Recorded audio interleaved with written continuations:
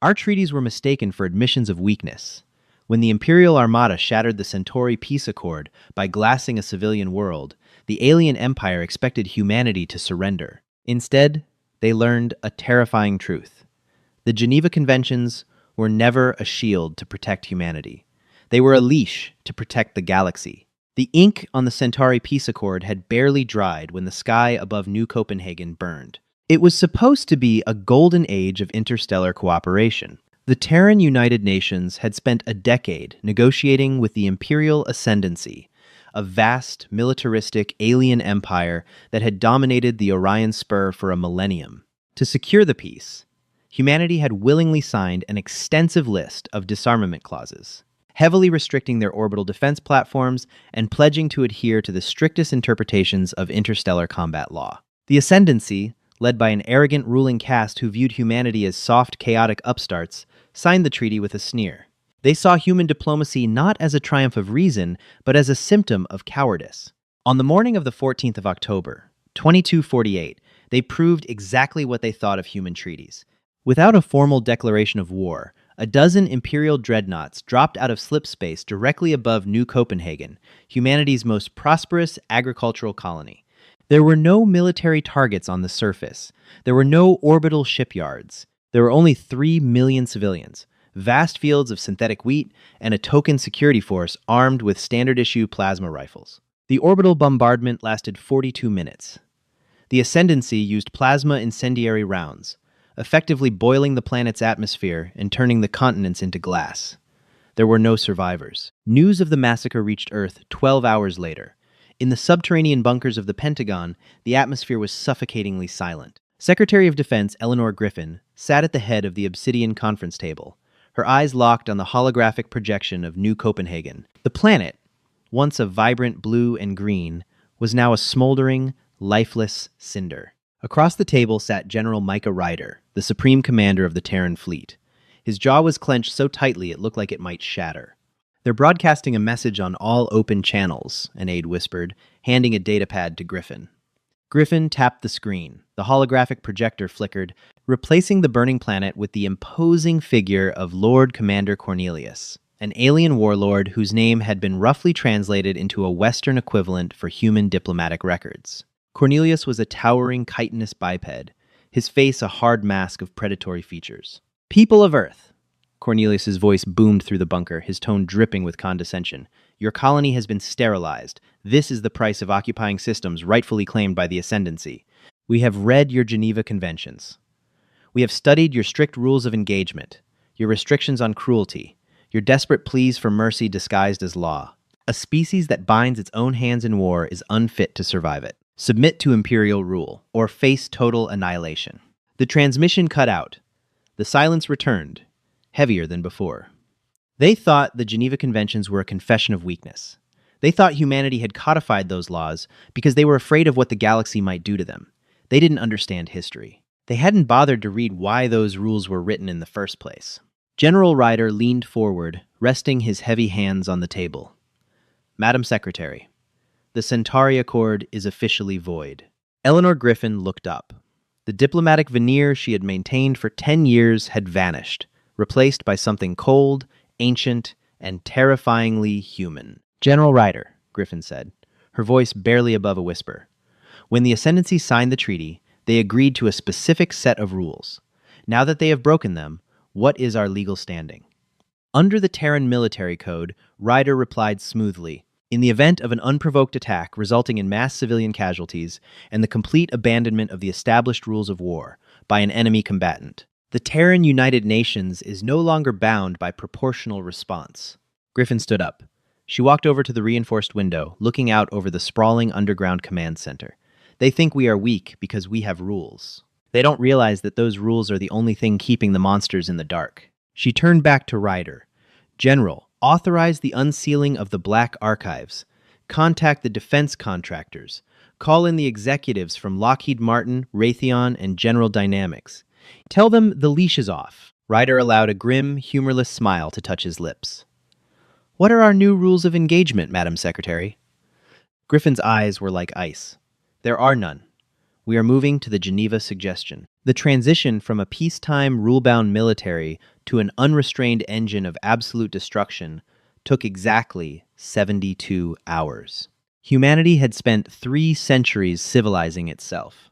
After the devastating conflicts of the 20th and 21st centuries, the world had agreed that certain weapons, certain tactics, were simply too horrific to ever be used again. Chemical weapons that melted lungs, biological agents that rewrote DNA, incendiaries that burned underwater and fused skin to bone. Unshielded nuclear devices designed not just for explosive yield, but to poison the land for 100 generations.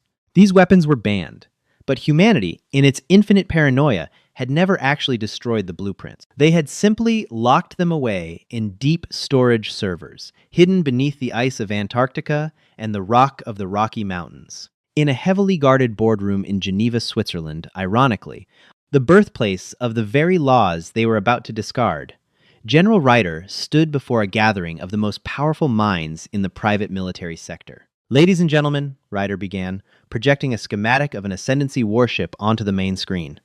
"The Ascendancy fleet is heavily armored. Their energy shields are designed to deflect high-velocity kinetic rounds and dissipate directed energy weapons. They fight in tight, disciplined formations.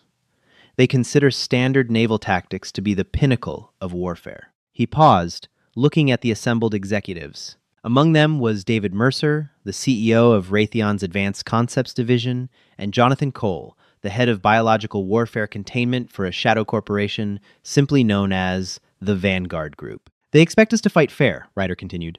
"They expect us to send our fleets to meet theirs, to fire our standard plasma batteries, and to die honorably. We are not going to do that." David Mercer leaned forward, adjusting his glasses.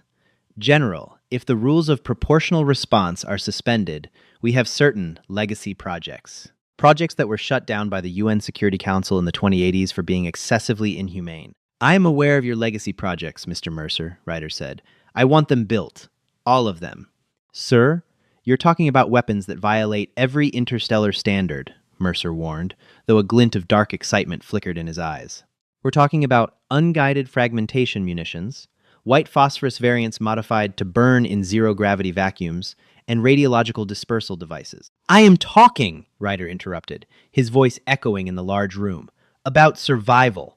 They killed 3 million civilians in 40 minutes. I don't care if we have to use weapons that make the devil himself weep. I want the Ascendancy to beg for the rules they just threw away." The mobilization was unprecedented. The sprawling manufacturing plants of Boeing and Lockheed Martin, normally subject to intense oversight and regulatory red tape, were given blank checks and absolute immunity. Scientists who had spent their careers theoreticalizing doomsday scenarios were suddenly handed unlimited budgets and told to make their nightmares a reality. The military shifted its entire doctrine overnight.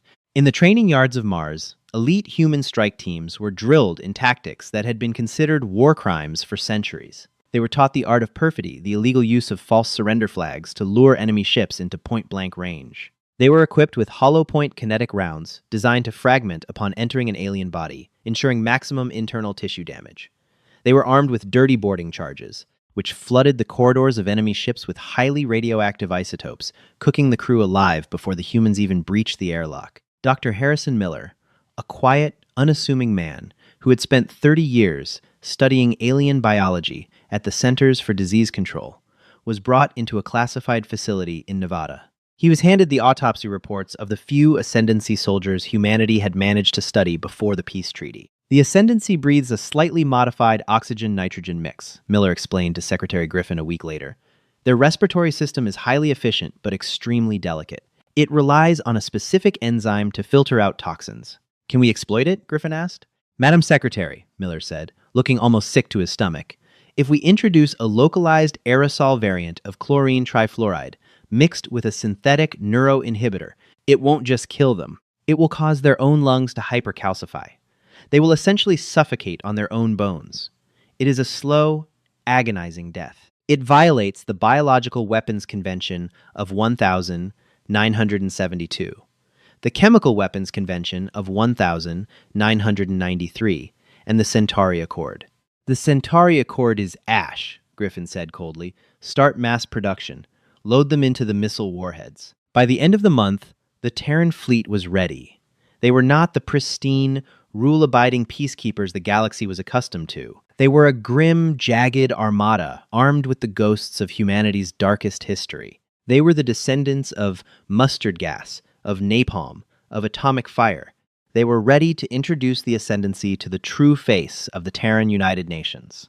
Lord Commander Cornelius stood on the bridge of the Imperial flagship Righteous Fury, staring out at the swirling colors of slipspace. His fleet, an imposing armada of 80 dreadnoughts and 200 support cruisers, was en route to the Epsilon Eridani system. Their target was Reach Station, humanity's largest forward operating naval base. Cornelius anticipated a victory within 3 cycles.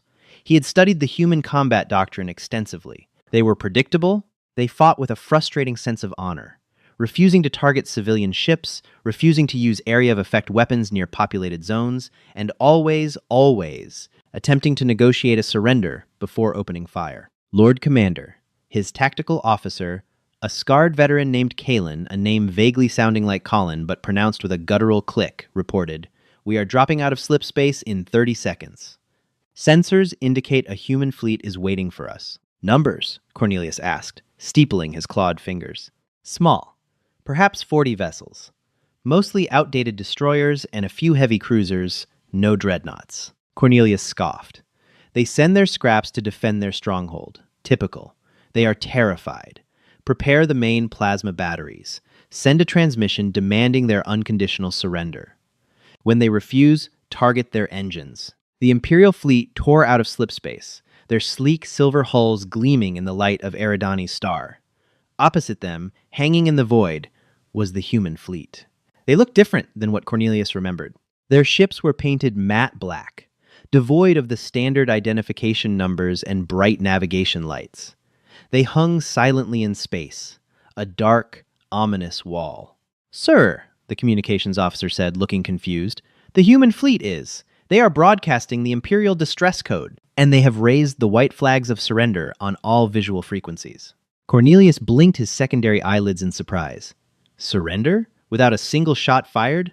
Pathetic. He let out a booming laugh. "Accept their surrender. Move the fleet into tight formation and bring us alongside their command ship to accept the formal boarding of their officers." The Ascendancy fleet lowered their deflector shield's standard protocol when approaching a surrendered vessel to allow for safe docking maneuvers. The massive silver ships drifted closer to the silent black human vessels. The distance closed. 10,000 kilometers. 5,000. 1,000. "Lord Commander," the tactical officer suddenly shouted, his voice laced with panic. "I am detecting massive energy spikes from the human vessels. Their weapons arrays are powering up. They are not surrendered." Cornelius's eyes widened. "Raise shields! Evasive maneuvers!" It was too late. Humanity had just committed the ultimate war crime, perfidy, feigning surrender to draw the enemy into a trap, and they had executed it flawlessly. At point-blank range, with the Imperial shields completely powered down, the human fleet unleashed hell. But it wasn't the standard plasma fire Cornelius expected. The first volley consisted of solid, unguided kinetic slugs made of depleted uranium. At such close range, they didn't just pierce the sleek armor of the Imperial ships, they shattered it. The depleted uranium rounds ignited upon impact, sending showers of superheated radioactive shrapnel tearing through the decks of the Ascendancy dreadnoughts. "Hull breaches on decks 4 through 9! The tactical officer screamed over the blaring alarms. "Radiation levels are spiking! The crew is dying before the medics can reach them!" "Return fire!" Cornelius roared, gripping the command console. But before the Imperial ships could bring their heavy plasma cannons to bear, the human cruisers launched a second volley. This time, it was hundreds of small, fast-moving missiles. They didn't explode with kinetic force. They detonated just outside the shattered hulls of the Imperial ships, releasing massive clouds of a thick green-gray aerosol gas. The vacuum of space should have dispersed it, but the missiles were designed to inject the gas directly into the compromised life support systems of the enemy vessels. It was Dr. Miller's special cocktail. On the bridge of the Righteous Fury, the ventilation shafts suddenly hissed, pumping a pale green mist into the air. "Seal your suits!" Cornelius ordered, recognizing a chemical attack. But the gas was highly corrosive. It ate through the rubberized seals of the Imperial armor in seconds. Cornelius watched in absolute horror as his communications officer inhaled the gas. The alien soldier grasped his throat, his eyes bulging. A sickening crunch echoed on the bridge as the officer's lungs rapidly calcified, turning into brittle, solid stone inside his chest. The officer collapsed, suffocating in agony, blood pouring from his mandibles. All around Cornelius, his elite crew was dying. They were not dying honorably in the fire of combat. They were choking, burning from the inside out, writhing on the floor in unspeakable torment. "What is this?" Cornelius whispered, backing away from a console. This is madness. This is a violation of every law of war." "Sir!" another officer gasped, holding his breath as his skin began to blister from the ambient chemicals. "The humans! They are broadcasting on all frequencies." "Put it through," Cornelius choked out, pulling an emergency rebreather from the wall. The main view screen flickered, showing the bridge of the human command ship. General Micah Ryder stood there, his face completely devoid of emotion or mercy. "Lord Commander Cornelius." Ryder's voice was as cold as the void outside. "I see you are enjoying the legacy of the 20th century. We call this one chlorine trifluoride. Nasty stuff. We banned it a long time ago because we thought it was too cruel." "You are monsters!" Cornelius yelled into the comms, coughing up dark, viscous fluid. "You violate the sacred laws of engagement. You feigned surrender. You use weapons of torture. We will report this to the Galactic Council." Ryder didn't blink. "You broke the Centauri Accord, Cornelius. You burned New Copenhagen. You told us our rules were a weakness. So, we decided to show you what we look like without them. The Geneva Conventions aren't a checklist of our weaknesses. They are a list of the things we know we are capable of and swore never to do again." Ryder leaned closer to the camera. "You uncorked the bottle, Lord Commander. Now you get to choke on what comes out." The transmission cut out. Outside, the battle was not a battle. It was a slaughter. The human fleet deployed white phosphorus charges into the zero-gravity environment. The chemical clung to the hulls of the Ascendancy ships, burning with an intense, unquenchable heat that melted right through the armor plates and incinerated the crews inside. Escape pods that launched from the dying Imperial ships were systematically targeted and destroyed by automated human defense turrets, yet another gross violation of traditional combat law. There was no honor here. There was no glorious exchange of broadsides. There was only the brutal, mechanical efficiency of a species that had spent thousands of years perfecting the art of killing and had finally been given permission to use all their notes. Cornelius fell to his knees on his bridge, surrounded by the calcified corpses of his crew. The Righteous Fury was dead in the water, its engines slagged by depleted uranium, its atmosphere toxic. Through the viewscreen, he watched as the human fleet, untouched and relentless, turned their weapons toward the remaining, fleeing Imperial cruisers. The Lord Commander realized, with a cold, terrifying finality, that he had made a catastrophic miscalculation.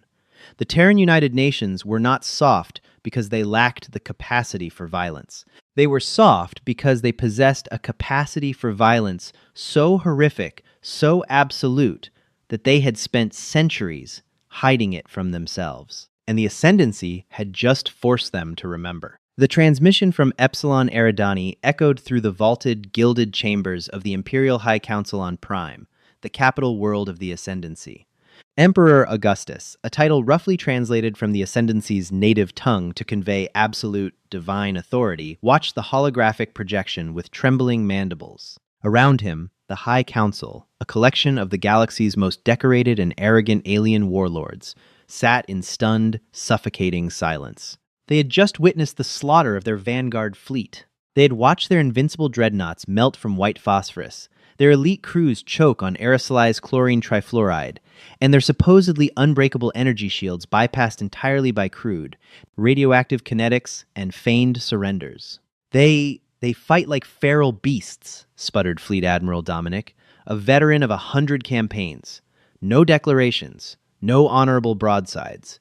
They use the white flag of mercy as a dagger. This is a gross violation of the interstellar rules of engagement. They warned us, Augustus murmured, his voice hollow.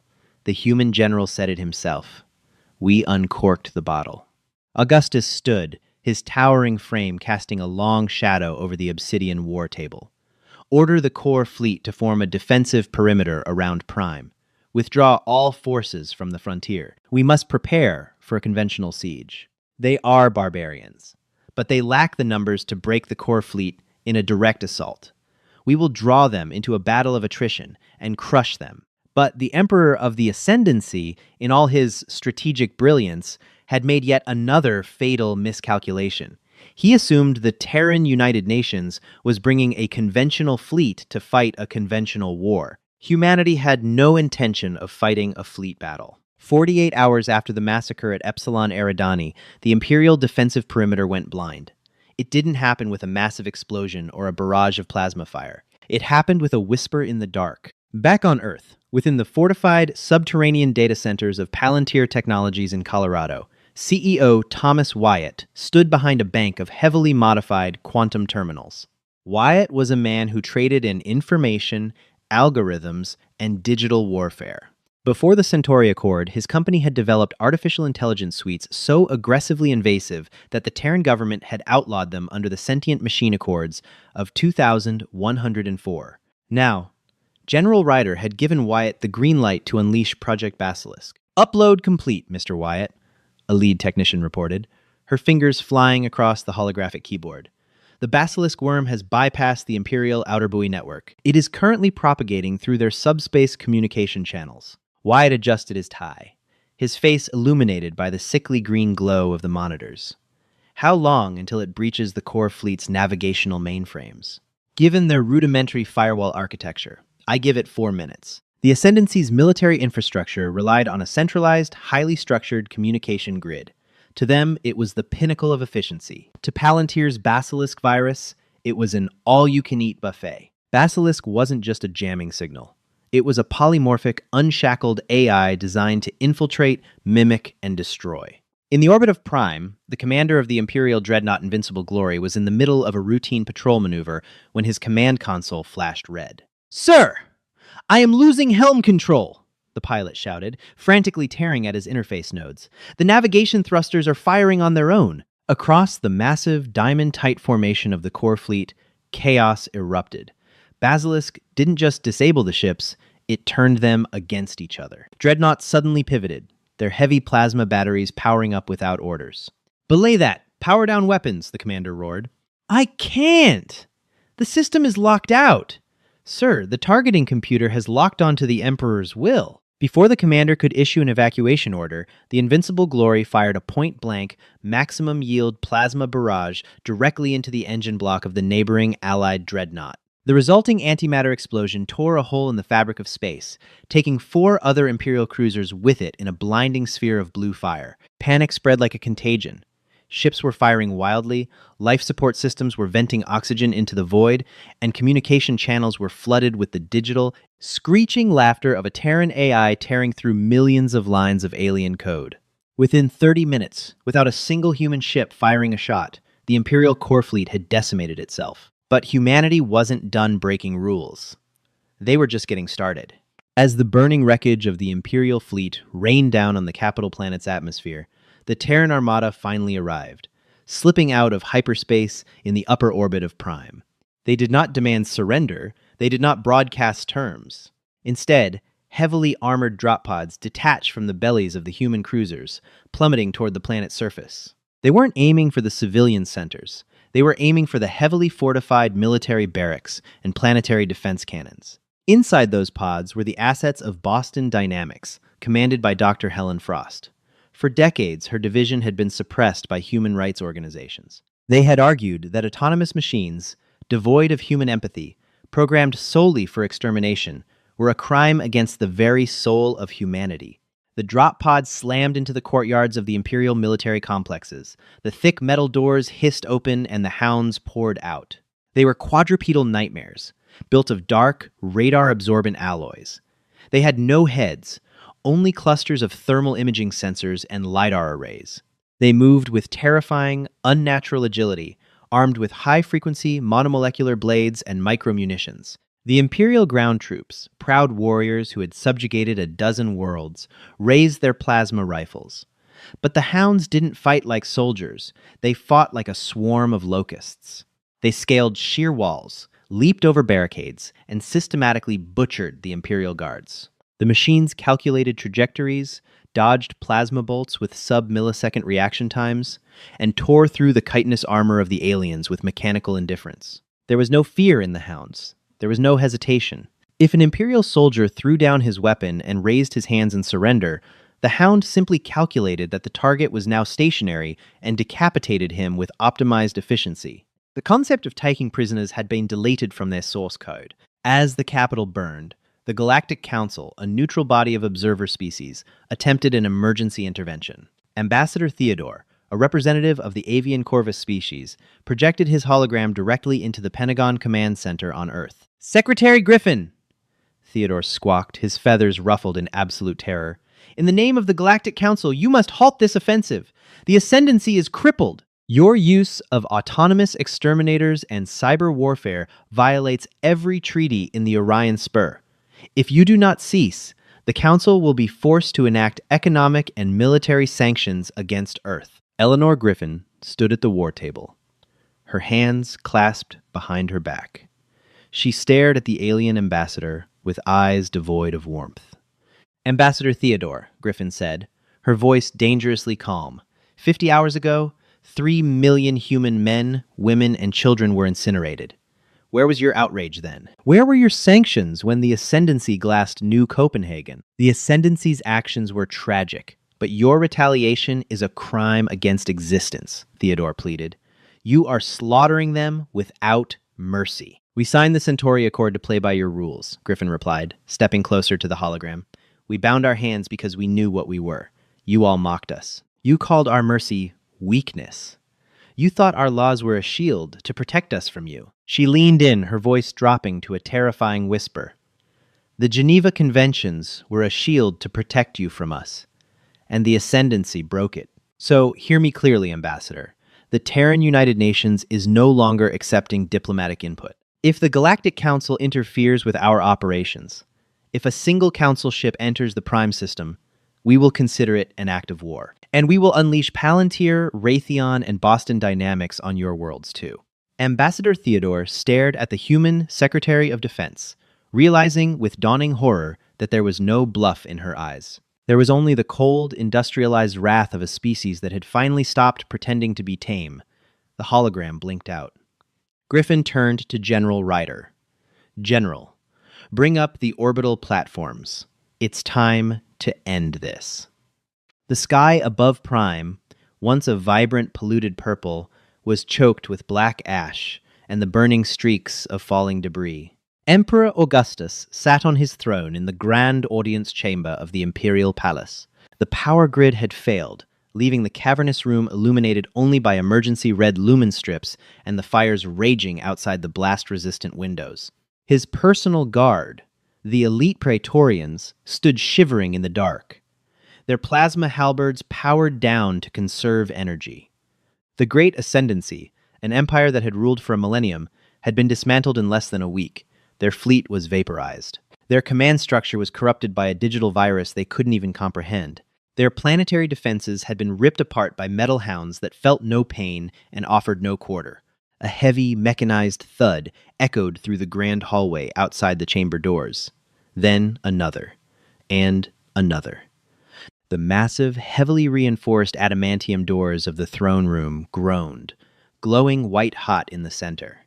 In seconds, the metal liquefied. A breaching charge, utilizing focused, shaped plasma, another tech courtesy of Lockheed Martin's unrestricted Black Ops division, blew the doors inward with a deafening concussive shockwave. Through the smoke and cooling slag strode General Micah Ryder, clad in heavy tactical power armor. Flanking him were 2 squads of Terran shock troopers, their visors polarized black, their rifles leveled at the Emperor's guards. Behind them came Secretary Eleanor Griffin, wearing a simple, immaculate gray suit, looking entirely out of place in the war-torn alien palace, yet commanding the room with absolute authority. "Hold your fire," Augustus croaked, waving a trembling claw at his guards.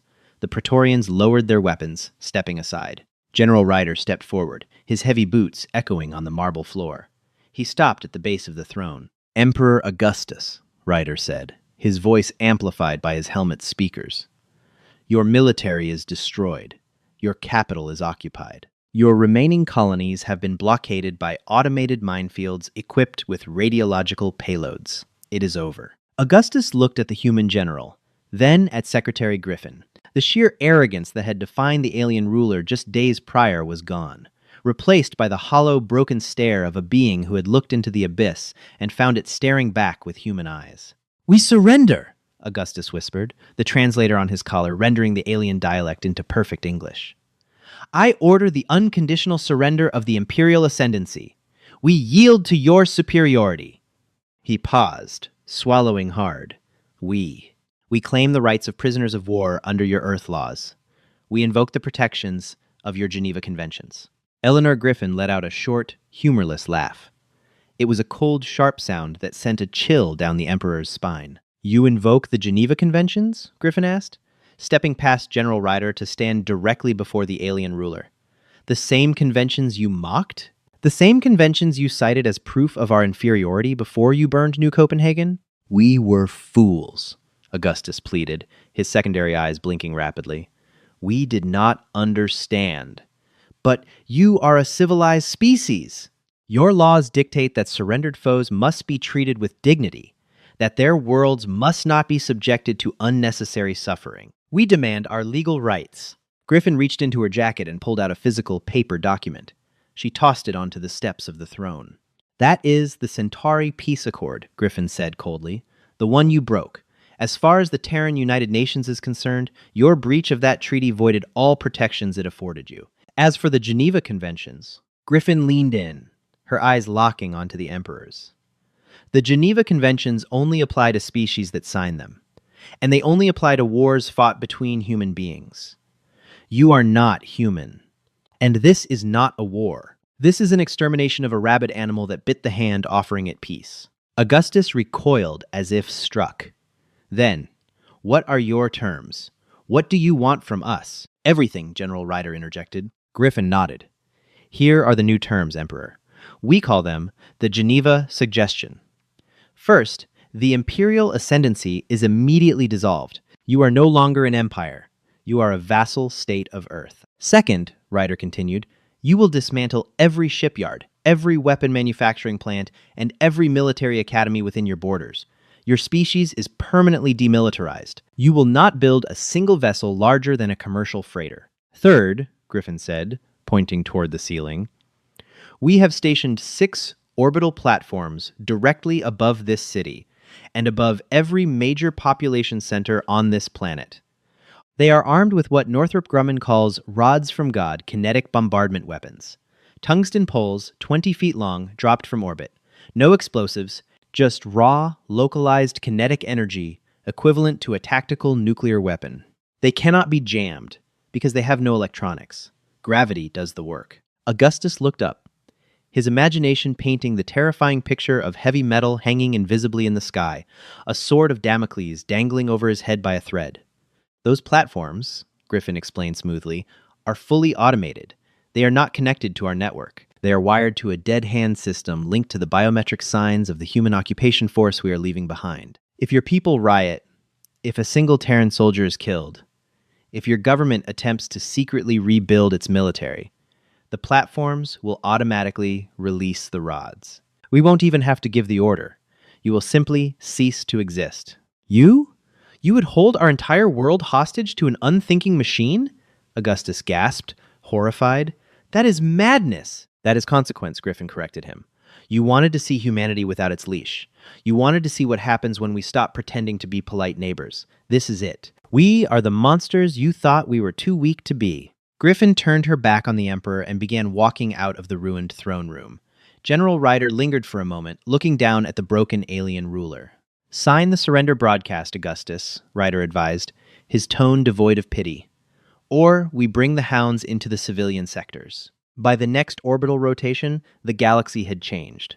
The news of the Ascendancy's absolute subjugation sent shockwaves through the Galactic Council. Trillions of aliens across 1,000 worlds watched the footage of the human fleet, the cyberplagues, the mechanical hounds, and the terrifying efficiency of their banned weapons.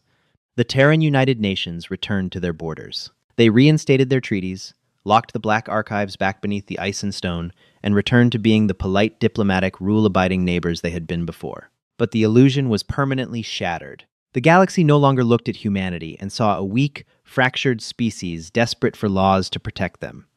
They looked at Earth and saw a sleeping apex predator.